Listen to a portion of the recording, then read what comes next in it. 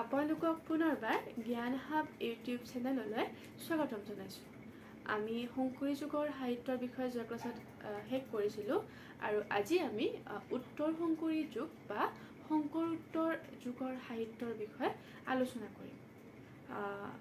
মহাপুৰুষ দ্বয়ৰ মানে শংকৰদেৱ মাধৱদেৱৰ পিছত যিসমূহ সাহিত্যিকে সাহিত্য ৰচনা কৰিছিলে, অৰ্থাৎ সপ্তদশ শতিকাৰ আৰম্ভণিৰ পৰা শেষলৈকে প্ৰায় 100টা বছৰত যিসমূহ সাহিত্য ৰচনা হৈছে, এই গোটেইসমূহ সাহিত্যকে এই উত্তৰী যুগৰ সাহিত্যৰ ভিতৰত ৰাখিছে। এই সময়ছোৱাৰ এটা বিশেষ বৈশিষ্ট্য আছিলে যে এই সময়ছোৱাত চৰিত পুথি লিখাৰ চৰিত পুথিৰ উদ্ভৱ হৈছিলে। মানে চৰিত পুথি লিখাৰ নিয়ম এটা প্ৰচলন হৈছিলে। চৰিত পুথিসমূহ হৈছে যে মহাপুৰুষ শংকৰদেৱ, মাধৱদেৱ আৰু দামোদৰদেৱৰ পৰৱৰ্তী শিষ্যসকলে এই তিনিওজনাক অৱতাৰী পুৰুষ ৰূপে মানি লৈ পেলাই কি কৰিছিলে, তেওঁলোকৰ চৰিত্ৰ বৰ্ণনা কৰি পেলাই চৰিত পুথি তেওঁলোকে ৰচনা কৰিছিল। মানে এই চৰিত পুথিসমূহক আমি জীৱনী পুথি বুলিও ক'ব পাৰোঁ। আৰু এই সময়ছোৱাত উদ্ভৱ হোৱা সাহিত্যিকসকলৰ ভিতৰত অন্যতম আছিলে ভট্টদেৱ। এওঁৰ প্ৰকৃত নাম আছিলে বৈকুণ্ঠনাথ ভট্টাচাৰ্য। এওঁ প্ৰথম অসমীয়া গদ্যকাৰ হিচাপে গদ্যকাৰ বুলি আমি ক'ব পাৰোঁ। এওঁ 3খন পুথি ৰচনা কৰিছিলে, কথা গীতা, কথা ভাগৱত আৰু কথা ৰত্নাৱলী। তাৰ পিছত মানে ভট্টদেৱৰ পিছত পৰৱৰ্তী লিখকজন আছিলে গোপালাতা। এওঁ মহাপুৰুষ মাধৱদেৱে পতা 12জন ধৰ্মাচাৰ্যৰ ভিতৰত অন্যতম। এওঁ মহাপুৰুষীয়া ধৰ্মৰ অন্যতম শাখা কাল সংহতিৰ প্ৰৱৰ্তক। এওঁ উদ্ধৱজাত, জন্মযাত্ৰা আৰু নন্দোৎসৱ নামেৰে 3খন অংকীয়া নাটক ৰচনা কৰিছিল। ইয়াৰ পিছৰজন আছিলে গোপাল মিশ্ৰ। এওঁ দামোদৰদেৱৰ শিষ্য আৰু খুদীয়া সূত্ৰৰ প্ৰতিষ্ঠাপক। এওঁ শংখচূড় সূত্ৰৰ প্ৰতিষ্ঠাপক। এওঁ শংখচূড় বধ, মহিষাসুৰ বধ আৰু ঘোষাৰত্ন নামে 3খন গ্ৰন্থ ৰচনা কৰিছিল বুলি কৈছে যদিও ঘোষাৰত্নৰ বাহিৰে বাকী 2খন এতিয়ালৈকে আৱিষ্কাৰ হোৱা নাই। ইয়াৰ পিছৰজন আছিলে ভাগৱত আচাৰ্য আৰু এওঁ কথাসূত্ৰ, শাত্ৰতন্ত্ৰ আৰু গীতহাৰ নামৰ 3খন গ্ৰন্থ ৰচনা কৰিছিল। ইয়াৰ পৰৱৰ্তী লেখকজন আছিলে গোবিন্দ মিশ্ৰ আৰু এওঁ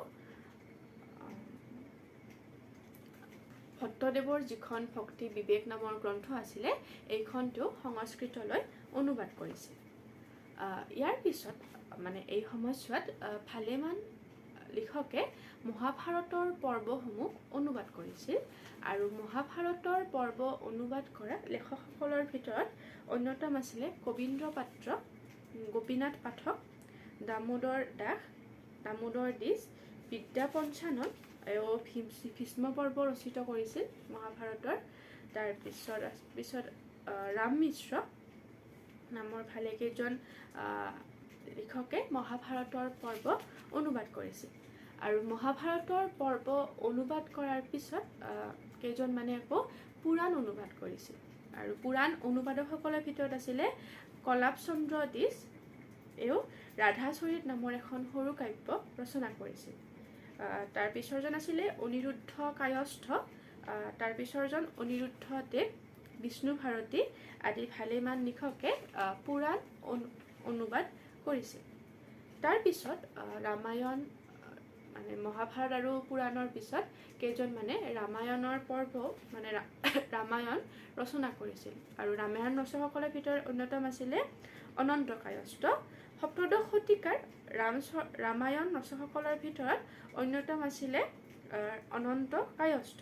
এওঁ শ্ৰীৰাম কীৰ্তন তেওঁৰ বিশেষভাৱে উল্লেখযোগ্য। আমি পাইছিলোঁ যে এই সময়ছোৱাত মানে উত্তৰ শংকৰী যুগত চৰিত পুথিৰ উদ্ভৱ হৈছিলে আৰু মানে মহাপুৰুষসকলৰ শিষ্যসকলে চৰিত লিখিছিল। আৰু এই চৰিত লিখাসকলৰ ভিতৰত অন্যতম আছিলে ৰামচৰণ ঠাকুৰ। এও মাধৱদেৱৰ ভাগিনীয়েক শুকৰাকুছীয়া ৰামদাস কায়স্থৰ পুতেক আছিলে আৰু এও শংকৰ চৰিত নামৰ এখন চৰিত পুথি ৰচনা কৰিছিল। ইয়াৰ পিছৰজন আছিলে ফুকনদিছ। এও বিষ্ণুপুৰ সত্ৰ স্থাপন কৰাৰ সময়ত এও শংকৰ চৰিত নামৰ এখন চৰিত পুথি ৰচনা কৰিছিল। তাৰ উপৰিও তেওঁ অজামিল উপাখ্যান আৰু সামন্ত হৰণ নামৰ দুখন অংকীয়া নাটো তেওঁ ৰচনা কৰিছিল। ইয়াৰ পিছৰজন আছিলে দৈত্যাৰী ঠাকুৰ আৰু এও দৈত্যাৰী ঠাকুৰ আছিলে ৰামচৰণ ঠাকুৰৰ পুতেক আৰু এও শংকৰদেৱ মাধৱদেৱ চৰিত এইখন লিখাৰ উপৰিও তেওঁ নিৰিসিংহ যাত্ৰা আৰু সামন্ত হৰণ নামৰ দুখন অংকীয়া নাটো তেওঁ ৰচনা কৰিছিল। তাৰ পিছৰজন আছিলে কৃষ্ণ ভাৰতী বা কৃষ্ণাচাৰ্য আৰু এও সন্ত চৰিত নামৰ এখন চৰিত পুথি ৰচনা কৰে। তাৰ পিছৰজন আছিলে ৰমানন্দ দিছ আৰু এও শংকৰদেৱৰ জীৱনক লৈ পেলাই গুৰুচৰিত নামৰ চৰিত পুথিখন ৰচনা কৰে।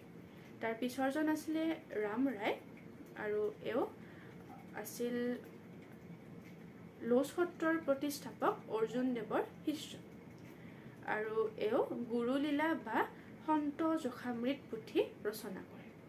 তাৰ পিছৰজন আছিলে বৈকুণ্ঠনাথ দিছ। এও পঞ্চদশ শতিকাৰ প্ৰথমাৰ্ধৰ চৰিতকাৰ। এও সন্তমালাত মহাপুৰুষ দুয়োৰ উপৰিও পুৰুষোত্তম চতুৰ্ভুজলৈকে জীৱন বৃত্তৰ তেওঁ চমু পৰিচয় এইখন পুথিত দিছে। মানে আটাইকেইজন মহাপুৰুষৰে তেওঁ জীৱন চৰিত সন্তমালাত বৰ্ণনা কৰিছে। গতিকে চৰিতকাৰসকলৰ ভিতৰত ইমানখিনিয়ে উত্তৰ শংকৰী যুগত ভালেমান পালোৱে। আমি ভালেমান সাহিত্যিকৰে উদ্ভৱ হৈছিলে, মানে ভট্টদেৱ, দৈত্যাৰী ঠাকুৰ, গোপালতা, ভালেমান সাহিত্যিকৰ কথা পালোঁ। গতিকে এইখিনি সময়ৰ এইকেইজনৰ সাহিত্য চালে যথেষ্ট। ইয়াৰ পৰৱৰ্তী ক্লাছত আমি সাম্প্ৰতিক যুগৰ সাহিত্যৰ বিষয়ে আলোচনা কৰিম। আজিলৈ ইমানখিনি।